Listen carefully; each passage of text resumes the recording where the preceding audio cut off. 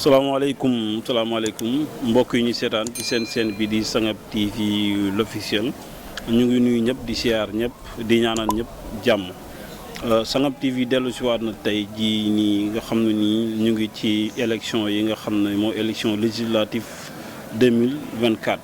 élection yi nag mu ngi commencé depuis le 27 octobre mu ngi war a jeex le 17 novembre moom la ñu war a def vote yi quoi. élection yi nag boo xoolee mu ngi nekk 41 liste voilà élection yi nag depuis mu commencé ba léegi échéance yi bëri na coow li bëri na politiciens yi ku nekk mu ngi def tournée am ñenn ñi ñu ngi dem ci région yi ñenn ñi ngi ci capitale bi waaye loolu yëpp dinañ ci yaatal ñëwaat ci élection yi. élection législative plutôt lan mooy élection législative wax député yi nan lañ leen di falee. Majoritaire bi ñi nga xam ne ñoo nekk titulaire ak suppléant yi ak département yi ba nga xam ne ni ak liste nationale bi voilà yooyu yëpp dinañ ci dellu si waat dinañuy jokkoo ak ki nga xam ne nag mooy El Hadj Amadou Touré bi nga xam ne moom sociologue la ba en même temps journaliste la waaye nag politicien la. moom moo teewal Pastef ci Jigimar benn village bi nga xam ne mu ngi nekk ci commune bu Médina Sabax waaye itam mu ngi bokk ci comité bi nga xam ne nii ñooy def campagne bi nga xam ne mooy campagne électorale bi ci fi nga xam ne nii mooy commune bu Médina Sabax ànd ceeg ñoom Ibrahima Cissé bi nga xam ne mooy responsable Pastef bu Médina Sabax balaa ñuy sori nag foofu noonu dinañ wax ne ci caméra bi nag ñu ngi ci ànd ak Birane Touré waaye nag ci waxukaay bi ñu ngi ci ànd ak Mamadou Lamine ñu koy wax Wan Jéngu Maan su ko defee suñu réalisation bi ñi nga xam ne ñoo ci nekk ñoom Alaaji Ibrahima ñu naan ko Baye Niass ak ñeneen ñi nga xamante ni ñoo ngi ci biir liggéey bi nga xam ne mooy liggéeyu Sangap TV di wax ne liggéeyu seen la quoi. comme ni ñu ko daan defee rek saa su nekk parce que boo xoolee campagne bi passé muy campagne bi nga xam ne moo doon élection présidentielle yi passé nga xam ne président Diomaye Faye moo jëloon ndam li Sangap TV liggéeyoon na ci liggéey bu am solo ci campagne boobu noonu waaye nag mu ngi tombé woon ak koor gi. nga xam ne ñaari programme la dajeeloon mais moo taxoon ñu jël programme tuddee ko koor gi ak campagne bi wax dëgg yàlla ñu déroulé ko di ci def lépp liñ ci war a def rubrique bu ci war a dugg rek dugal nañ ko ci def ko ba nga xamante ni koor gi jeex na campagne bi jeex ñi def lañ ci war a def kon su ko defee rek ñu ngi sant suñu internet yi nga xam ne ñoom ñoo ñuy seetaan ak ñi nga xam ne ñooy abonné si ñun ak ñi nga xam ne ñoo ñuy partagé li ko commencé ci YouTube bi ci Facebook bi ba ci TikTok bi ñoom ñëpp ñu ngi leen di sant di leen gërëm kon su ko defee rek suñu xaaree tuuti rek damay jokkoo ak El Hadj Amadou su ko defee mu defal ñu benn point ci Saloum bu ñu defalee benn point ci Saloum comme du Médina Sabax après ñu dugg ci biir réew mi wax ci élection législative wax ci député et cetera et cetera kon gars yi su ko defee rek sama réalisateur aussi itam dina fexe ni ñu mën a def ba jot El Hadj Amadou Touré su ko defee ñu jël ko bu ñu jëlee El Hadj nag ñu jokkoo ak moom waxtaan ak moom ci wàllu woowu noonu quoi. kon sama gars yi yéen ñi nga xam ne yéen ñi seetaan Sangap TV continuer leen seen abonné continuer leen seen like continuer leen di ñu topp parce que fii nag mooy moomeel askan wi comme ni ko Birane doon waxee séentoo asamaan la jarul buuxante. kon ñu ngi ci ligne bi ak El Hadj bi nga xam ne mooy El Hadj Amadou Touré El Hadj Amadou Touré mu ngi dégg mu ngi ci ligne bi El Hadj Amadou ñu ngi lay nuyu bu baax a baax. waaleykum salaam wa rahmatullah Lamine ñu ngi lay fay nuyu seen internet yi nga xam ne ñu ngi leen di suivre un peu partout dans le monde à travers la chaîne YouTube Sangap TV et en même temps votre page. YouTube ak Facebook yëpp ak support bi nga xam ne support yi ngeen yore yëpp di ci liggéey. macha allah TikTok yooyu noonu yëpp ñu ngi ci biir quoi d'accord kon El Hadj gannaaw bi ñu la dalalee ci Sangap TV l'officiel yow yaay responsable Pastef Jigimar. waaw man maay responsable Pastef Jigimar cellule bu Jigimar je suis le responsable. Je suis en même temps chargé de communication de la section communale Pastef bu Médina Sabax. bokk ci comité électoral bi nga xam ne tey ñooy ngànk communication bi au niveau du département et en même temps au niveau de la commune de Médina Sabax. d'accord kon ñu ngi ci moment bi ñu ngi ci élection législative yi nga xam ne le 17 lañ ko war a def di wax ne Pastef nan la préparer élection yi nii nga xam ne mooy législative 2024 yi. waaw préparer déclaration yi moom comme nañ ko daan defee rek Pastef moom du parti boo xam ne. ak xëccoo la wala parti pëccëxoo. c'est un parti très organisé te organisation parti boobu day law ba ci biir dëkk yi day law ba ci biir quartier yi. mais également day law ba ci commune yi et en même temps ci département bi. moo tax problème investiture yi mosul nekk problème bu njëkk li ñu xamoon mooy bu investiture amee surtout élection yu ñu mel élection législative. da ngay dégg ñu ne diw kii war na nekk député kee war na nekk député kee war na nekk député du coup day indi ay xeex ay xuloo di dem ba parti bi sax am ci problème mais avec Pastef moom c'est pas le cas parce que c'est un parti très organisé loolu moo tax amuñ benn problème ci investiture yi amuñ benn problème ci choisir suñuy candidat. D'accord donc moo tax def nañ comme ni ko parti bi waxee les règles du parti. D'accord ñu ko jotee bu ñu war a def appel à candidature ñëpp commune bu nekk yóbboon na sa candidat ñu waxtaan. consensus amul comme li règlement parti boobu mooy bu consensus amul képp koo xam ne da nga déposé bëgg nekk candidat.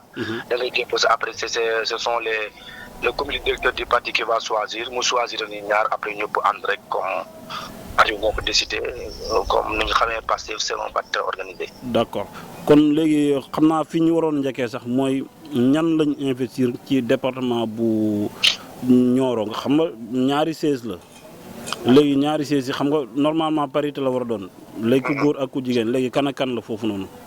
waaw comme ni ma la ko waxee Pastef moom c'est un parti très organisé. donc day essayer toujours être conforme avec la règle les règlements et les textes. yi nga xam ne code électoral moo ko teg. surtout parité bi. donc département Nioro c'est un département boo xam ne ñaari député la war a am comme dañuy respecter nag parité. dañuy am benn góor ak benn jigéen. comme titulaire amaat benn góor ak benn jigéen comme suppléant. du coup Massamba Dieng. c'est un professeur de SVT bu dëkk Nioro moo nekk titulaire bi en tant que góor. suppléant am nekk Mamadou Lamine Mbow. c'est un cas de pour ma jigéen deuxième titulaire bi. war a nekk jigéen mu nekk Anthie Dieng de Médina Saba. titulaire nekk Yacine Ba de Paoskoto. ñii ñu composé. candidat yi nga xam ne ñoo nekk département bu Nioro. donc du coup département bi ñaar la am. benn góor comme titulaire Massamba. benn jigéen comme titulaire Anthie Dieng. benn góor comme suppléant Mamadou Lamine Mbow. ak benn jigéen comme suppléante Yacine Ba ñooñu daal la def. D'accord loolu am na solo aussi itam par rapport ak ni nga waxee ñooñu noonu quoi ak aussi seen parcours léegi yow ñooñu bi ñu leen tànnee wax nañ ko léegi sax Pastef moom bu ñu xasee tànn rek ça y est quoi. parce que dañu respecter règlement yeeg yooyu ñooñu bi ñu leen tànnee du ñàkk ñoo xam ne dañ naan ñii miinuñ leen woon ci Pastef am na ñu gënoon xam ne ñoom ñoo ëppoon yëngu-yëngu foofu am na ñoo xam ne nii ñoom lañ xamoon ñu nekkoon responsable u Pastef ci gox ba ñu jékki-jékki rek ñu fal ñooñu noonu quoi amul benn problème bu ndaw bu am ci ñi nga xam ne ni comme des nañoo comprendre Pastef ni sart yi doxee mais peut-être ñoom ci Pastef lañ bokk mais des nañoo xam ni muy doxee ñoom yaakaaroon nañ peut-être Ibrahima Cissé la ñuy fal wala keneen ak keneen ñu jékki-jékki gis Anthie Dieng wala amul benn jafe-jafe quoi. non ça musul nekk problème cela n'a jamais été un cas un problème ci cas bii nii parce que buñ ne Pastef Nioro Massamba Dieng moo ko dirigé comme titulaire loolu lu xel mën a nangu la parce que Massamba nag ak lu mënti xew il est le coordinateur départemental de Pastef. D'accord. Par exemple le département de Nioro est composé de 15 communes. bu nekk am na coordinateur communal. mais bi 15 communes réunies c'est Massamba qui est le coordinateur départemental kooku xam légitimité may na ko mu nekk titulaire en tant que candidat ci députation yi. en même temps Anthie Dieng comme ni ñu ngeen ko xamee. moom moo jiite MOUJIP bi te MOUJIP bi c'est un mouvement très engagé c'est un mouvement très reconnu. ci Pastef moom moo jiite moom mooy présidente mbala sax coordinatrice MOUJIP au niveau du département de Nioro du Rip. kon su ñu jëlee Massamba nga xam ne moo nekk coordinateur départemental de Nioro comme titulaire. jëlaat Massamba Anthie Dieng comme titulaire te mu nekk coordinatrice bu MOUJIP. loolu defe naa c'est tout à fait logique. D'accord. Tout à fait logique. bu ñu fàtte tamit ne le département Nioro est composé de 3 arrondissements. L'arrondissement de Wack Ngouna, l'arrondissement de Médina Sabakh ak l'arrondissement de Paoskoto. te boo xoolee ci ñu choisir da ngay gis lépp. Nioro c'est le département c'est la ville mère. mooy département bi Massamba moo fa nekk moom lañ jël. suppléant Mamadou Lamine Mbow la moom il est de Kër Madiabel. dangay gis ne il est dans le département de Wakougoda. Il y a Anja Dieng elle est la titulaire elle est de Médina Sabakh, de l'arrondissement de Médina Sabakh. L'autre sa suppléante Yacine Ba elle est de Paoskoto. Da ngay gis ne lu parfait la. D'accord. bi ñuy choisir candidat yi amoon na xëccoo man maay nekk candidat kii mooy nekk candidat. mais bi ñuy choisir moom amul benn xëccoo. candidats yi se sont rangés derrière nos deux candidats et nos suppléants pour battre campagne et puis ils ont réussi cela. D'accord. Bëggoon nañoo xam aussi nan ngeen di campagne quoi seen campagne kañ ngeen ko démarré nan ngeen di campagne yan stratégie ngeen teg. stratégie bu ñu teg mooy Pastef dafa neex a campagne depuis l'ouverture mooy dimanche bi ñuy ibbee campagne bi à minuit. Je veux dire même à minuit la campagne bi commencé bi ici dans le département de Nioro.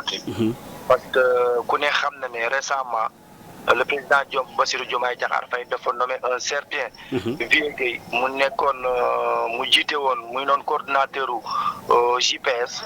JPS mooy jeunesse patriotique bi. oui Vieux Gueye moo ko jiite woon. récemment le président Bassirou Diomaye Diakhar Faye ñu nommé comme ordre de mission. Non comme la ko nommé woon comme chargé de mission au niveau de la présidence. waaw. donc du coup dimanche bi ci la ñu waroon a démarrer campagne bi. fekk ay xaritam ak ay dëkkandooram dañ ko organisé woon benn jour boo xam ne journée de sargal Vieux Gueye lañ ko defoon. waaw ñu occasionné wu ci ñu waa Massamba Dieng en tant que candidat. ànd ak les deux autres suppléants. ñu ñëw bàyyeekoo ñoom ñoo rallié sur Médina Sabakh ñëw jël ci la candidate Anta Dieng. bi ñu ko jëlee ñun dañoo bàyyeekoo Médina Sabakh on est passé par poste kër yi. def fa caravane dem biir Nioro def fa caravane après mujjee ci sargal Vieux Gueye bi. loolu daal lañ commencé suñu campagne et puis ça a été une réussite totale. D'accord. Parce qu'on a fait le tour de Nioro, on a fait le tour de Médina Sabakh, on a fait le tour de Poste Kër Ayib. D'accord. loolu daal lañ ko ubbee woon depuis lors nag ñu ngi sur le terrain. Presque on a fait tous les trois arrondissements du département. D'accord. Avec la caravane départementale. D'accord. jour yi nga xam ne caravane départementale amul. dañuy jël caravane communale yi ku nekk yaa ngi liggéey sa commune avec sa comité de électoral bi nga yore bi nga monté sa commune. D'accord mu mel ni ki nga xam ne mooy tête de liste nationale muy pro Ousmane Sonko jaar na Nioro jaar ba mu fa jaar lan la leen indil quoi tey maanaam jaar na fa jaar Kër Ayib waaye nag yegsiwul Médina Sabakh jaar bi mu jaar Nioro laa bëgg nga ñëwal ma ci. waaw ku ne xamoon na Nioro ñun dañoo jàppoon Nioro c'est le fief de Ali Mané. Je veux dire même le fief de la coalition Benno Bokk Yaakaar. Alors que loolu moom jeex na c'était de l'histoire ancienne on a tourné la page Benno Bokk Yaakaar on a tourné la page Amadou Ba on a tourné la page Macky Sall dans le département de Nioro. parce que boo xoolee élection yu mënti jaar rek ñun dañ jàppoon ne département Nioro moom yeewul. plus particulièrement arrondissement bu Médina Sabakh mosuñu yeewu. donc dañ doon ànd ak état bi moo fi doon mos di gagné mais lii moom jeex na. léegi Ousmane Sonko le président Ousmane Sonko n'avait pas la chance de passer par Nioro lors de ces élections.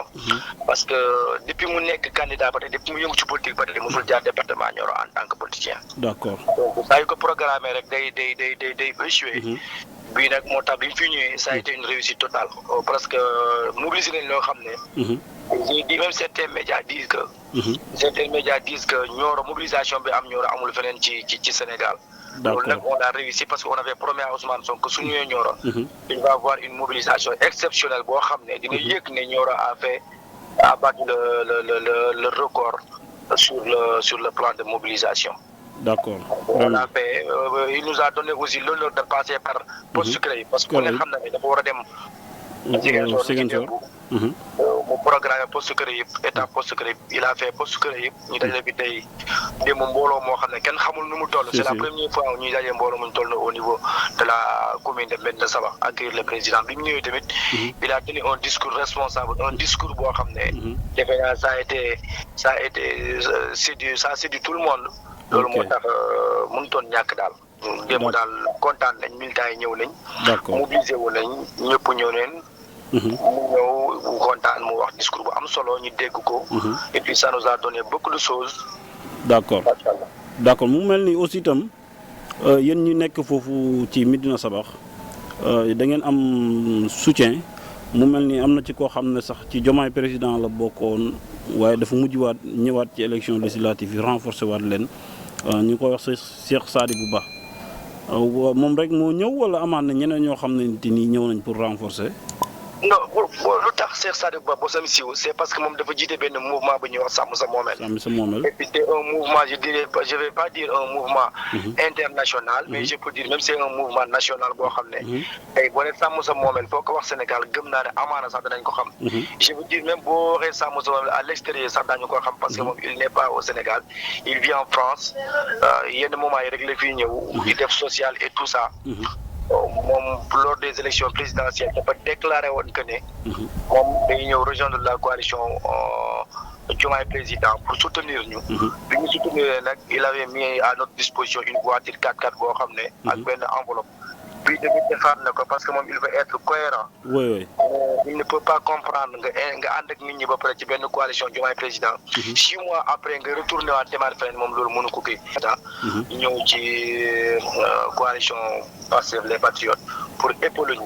En même temps, non seulement Nyouna, il a donné le mot, il a donné l'ordre à ses militants et sympathisants que nous votions le passé. Non seulement il l'a fait, mais aussi il nous a donné une enveloppe de 150 000 comme soutien. En même temps, il a mis à notre disposition une voiture pour de transport, de déplacement et tout ça. Donc, nous avons peut-être beaucoup de tour.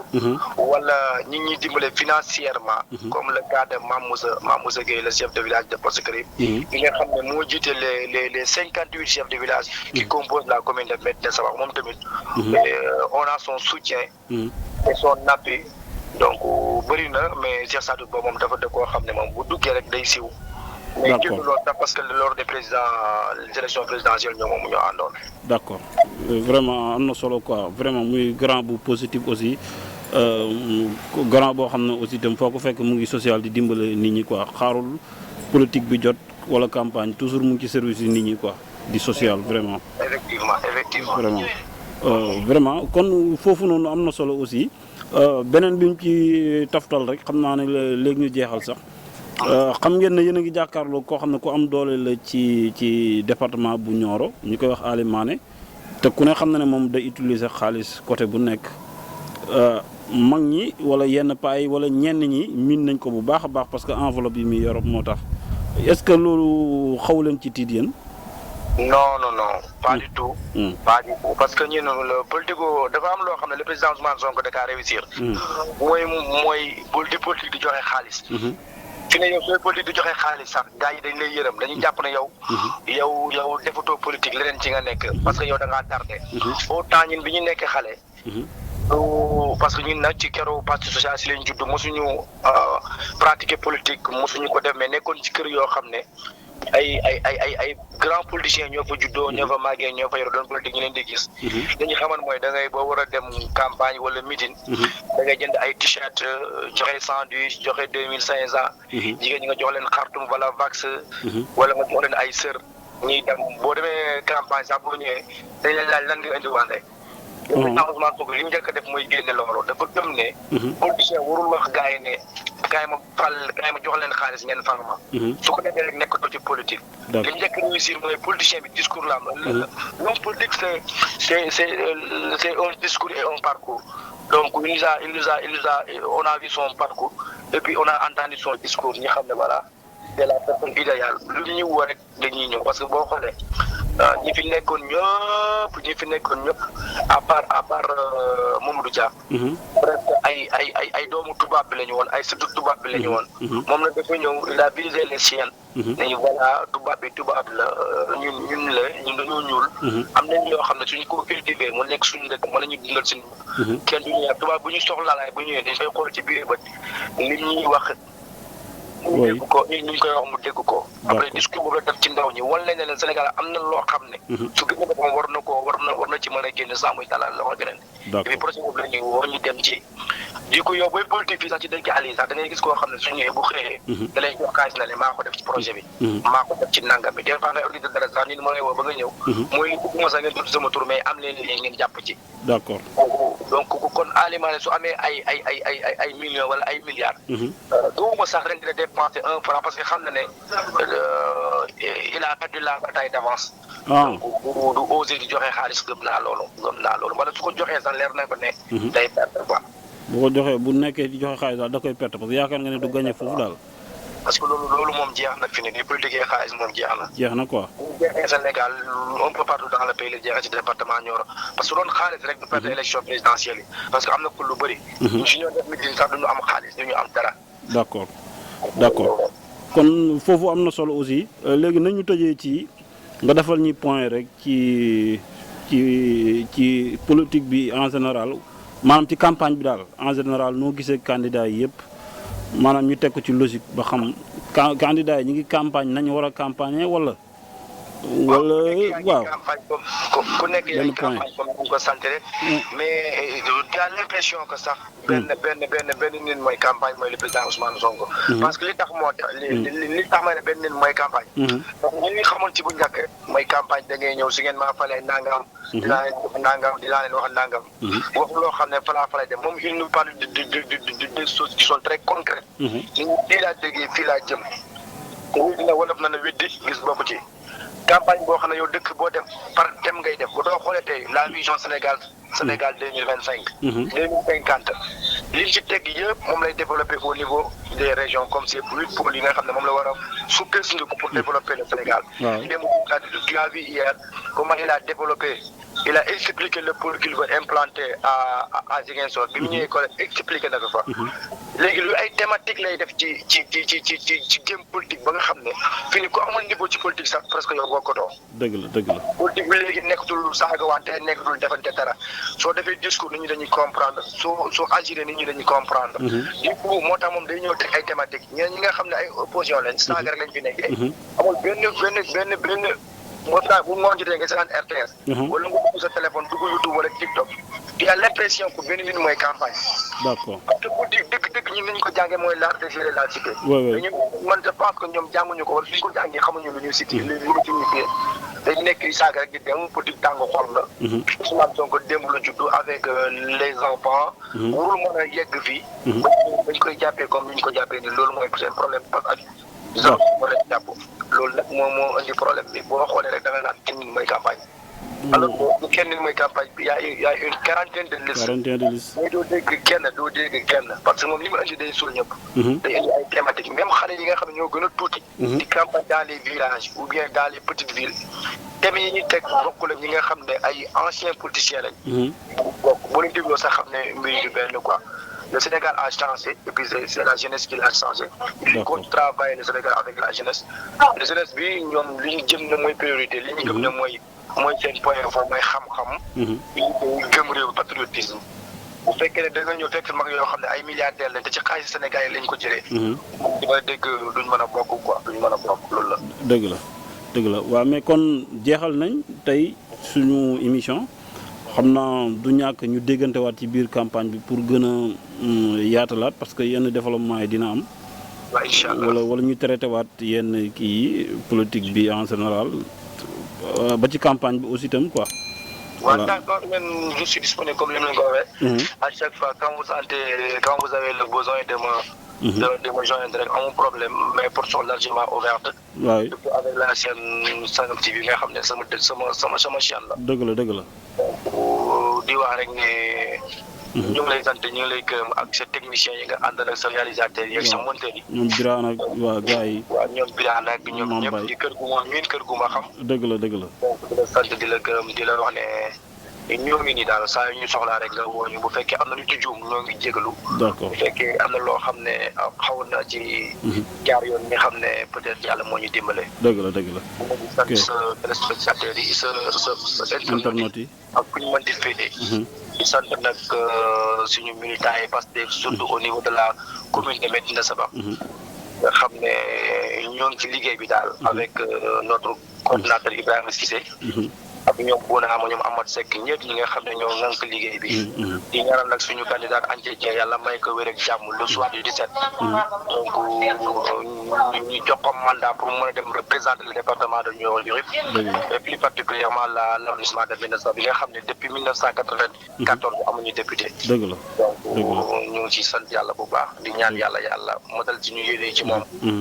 pour mën a dem défendre les causes nobles du département de Nioro-du-Rip. dëgg la jërëjëf El Hadj Amadou Touré ñu ngi lay sant la gërëm merci beaucoup kon su ko defee rek am na solo Birane Touré ñu ngi doon jokkoo ak El Hadj Amadou Touré mu ngi bokk ci comité électoral bi nga xam ne mooy commune d'arrondissement bu Médina Sabakh département bu Nioro wax na ko yaatal na ci Anta Dieng moo nekk Médina Sabakh bokk ci liste bu Nioro voilà ñoom moom la ñu àndat di campagne Ibrahima Cissé responsable Pastef Médina Sabakh aussi itam quoi voilà kon su ko defee di wax ne am na solo mu nekkoon tey seen premier numéro bi nga xam ne def nañ ko ci campagne bi ñi ngi jokkoo ki nga xam ne tey moo bokk ci Pastef waaye waxtaan na ci Pastef mais waxtaan na ci au niveau national aussi itam quoi wax na ci gis-gisam beneen yoon dinañ dellu si waat xoolal beneen candidat bi nga xam ne dinañ waxtaan ak moom mu gën ñu yaatalal moom itam ñoom nan la ñuy campagne yooyu noonu aussi itam voilà di wax ne temps bi nag bëriwul bëggoon nañu am yeneen jàngat yoo xam ne sax dinañ ko def par rapport ak élection yi wala nit ñi nan lañ ko gisee ak nan lañ ko jàngatee borom xam-xam yi nga xam ñooy analyste politique yi ak taskati xibaar yi nga xam ne ñoo fi nekk di tas xibaar yi ci côté boobu noonu ak supporters yi ak violence yi nga xam ne nii jotoon na am fii nii bi njëkkoon sax moo nekk fii Dakar entre waa kër Barthélémy Dias yi nga xam ne mooy tëdd liste bu sàmm sa kàddu ak ki nga xamante ni mooy Abass Fall bi nga xam ne mooy tëdd liste bu département bu Dakar ñu xawoon a am ay jafe-jafe ba ñu xawoon a gaañ ay quelques personnes ci waa kër Abass Fall yi Abass Fall na xawoon a yëkkati benn kàddu ne ku ne na nga yëkkati sa booy ñëw na nga indi sa jaasi wala sa paaka wala sa dara pour ñu riposter fayu wante ak ñi nga xam ne ñoo waa kër Barthélémy Dias yi waaye mujj na Abass Fall waxaat na ci micro yi ne mu ngi jégalu la mu doon waxee mooy xol la doon waxee daal coow li xawoon naa bëri aussi beneen bi amoon mooy candidat bi nga xam ne mooy tête de liste nationale bu Pastef Ousmane Sonko mu demoon Koungheul bay tourné waat jëm ci Kaffrine mu dajeeg ñi nga xam ne ñoo bokk ci takku wallu am na femme boo xam ne sax moom député la woon mais nekkatu ko léegi nag xam nga comme Fanta Sall député bu Koungheul ñu ngi koy tuumaal ay nitam na dañ leen sant ñu ñëw di dogale cortège Ousmane Sonko ba jot am ay jaamaarlo yu fa jotoon am ba ñu xaw a cee gaañ Malick Gakou bi nga xam ne nii moom allié la boo xam ne moom dafa ñëw ànd ak Ousmane Sonko ci candidat ci élection yi nga xam ne mooy législative yi 2024 yi. également violence yi bëri na ci côté yu bëri ku nekk ak ni ngay waxee quoi parce que am na si ñoo xam ne moom li ñuy wax rek mooy seen candidat lépp nickel lépp baax na beneen candidat bu moom dara baaxut ci moom maanaam am na ñoo xam dinañ jàngat mais duñ ko teg ci logique quoi maanaam li ñuy wax par parloo moom la ñuy def. également bëri na ci dëkk bi comme ay journalistes yi nga xam ne ay responsables yu mag lañ da nga leen di gis ñu jël ay position ci organes yu bëree bëri. tey am na jour boo xam ne sax dinaa la ñëwal ci organe de presse yi nga xam ne ni ñoom ñooy def propagande di wax ci candidat yi ak journalistes yi nga xamante ni ñoom dañu parparloo mais ñoom ñu ngi ko booleeg seen métier te loolu yoon da koy tere booy political booy doxal sa métier nga doxal sa métier. également ak tiktokers yi ñi nga xam ne ñooy def tiktok parce que tey am na si ñoo xam ne nii ñu ngi tiktok léegi dañ leen a jox bopp ñu ne ci tiktok bi di wax lu leen neex di saaga candidat bële. wala nga saaga parti wu ñële di favoriser sa parti yu baax a baax kon yu mel noonu lañ wax ne nañ ko teg ci yoon nañ ko rafetal xam na lii voté rek la élection la ay nit ñoo ñëw di laaj seen kàddu askan wi ñooy joxe kàddu gi bu bis ba jotee bu leen askan wi joxee ñu doxal bu leen askan wi joxut jox keneen mu doxal mais teewul Sénégal moom day mujj nekk Sénégal benn bopp la kenn mënu koo xar ñaar. léegi nag ku ñëw bëgg fee yee fitna nag wax dëgg yàlla mën naa am nit ñi dinañ ca am parce que ay du yem ci bopp borom waaye nag am na nooy yee fitna balaa caa nit ñi di dem boo moytu yow dana ñëwaale ci yow parce que nag wax dëgg yàlla nag dëkk lëmm wala réewam lëmm mënoo leen tere nelaw wala nga xañ leen jàmm yow ba pare yow nga bëgg a nekk ci jàmm également politique bi puis nañ ci demee xel quoi politique du diine waaye politique nekkoon na lu rafet nekkoon na lu noble loo xamante nii wax dëgg yàlla Sénégal wala boog ci monde bi yëpp en général quoi maanaam nga ñëw pour defar dëkk bi quoi nga ñëw pour defar dëkk bi nga xool yoon wooy jaar boo xamante ni di nga fa mën a jaar pour ñëw defar dëkk bi loolu kese la mooy politique mais boo ñëwee ba dugg ci yeneen yi nga xam ne nii bokku ci loolu moom baaxul loolu la ñuy wax politique politicienne loolu nag bu ñu yeboo ñu xoolaat ko ci dëkk bu yeboo ñu xoolaat mbir mi dinañ dalal ay borom xam-xam yoo xam ne sax dinañ dellu siwaat gën ñoo leeralal politique